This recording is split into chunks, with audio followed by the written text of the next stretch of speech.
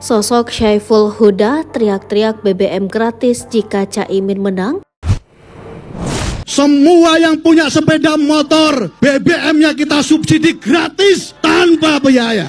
Sosok profil Syaiful Huda teriak-teriak BBM gratis jika Ketua Umum PKB Muhaimin Iskandar alias Caimin menang dalam kontestasi Pilpres 2024. Pernyataan Syaiful Huda itu pun membuat heboh publik, terutama di medsos karena dianggap mengumbar janji palsu. Lantas siapa Syaiful Huda yang berani menjanjikan BBM gratis jika Caimin yang berpasangan dengan Anies Baswedan memenangi Pilpres nanti? Dilansir dari berbagai sumber, pria kelahiran Tuban 12 April 1977 ini merupakan Ketua Komisi 10 DPR RI periode 2019 sampai 2024. Anggota DPR RI fraksi PKB ini maju pada pemilu 2019 lalu dari Dapil Jabar 7 yang meliputi Kabupaten Bekasi, Karawang, dan Purwakarta. Jabatannya di PKB pun cukup mentereng, yakni sebagai Wakil Sekretaris Jenderal. Syaiful Huda juga pernah menjadi anggota DPRD Jabar periode 2004 sampai 2009. Dia kemudian menjadi staf khusus Menteri Desa, PDT, dan Transmigrasi RI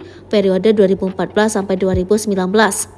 Pada tahun 2021 lalu, Syaiful Huda terpilih sebagai Ketua DPW PKB Jabar periode 2021 sampai 2025 dalam musyawarah wilayah yang digelar di Bandung. Sementara latar belakang pendidikan Syaiful Huda kuliah di Universitas Islam Negeri Sunan Gunung Jati Bandung. Dia juga sempat menjadi santri di Pondok Pesantren Membaul Ma'arif dan Nanyar Jombang, Jawa Timur. Syaiful Huda menjadi sorotan setelah videonya yang mengumbar janji BBM gratis jika Caimin memang viral di medsos. Dalam video yang beredar, Syaiful Huda memakai kemeja putih dan berpeci teriak-teriak, menyampaikan kebijakan apabila Caimin menang di 2024. Semua yang punya sepeda motor, BBM-nya kita subsidi gratis tanpa biaya.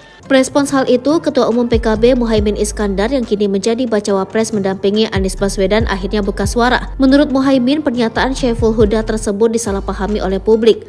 Caimin menjelaskan, jadi kalau rakyat yang bekerja di level bawah tidak bisa keluar rumah dan tidak bisa mendapatkan transportasi publik yang memadai bisa menggunakan motor dengan subsidi BBM khusus.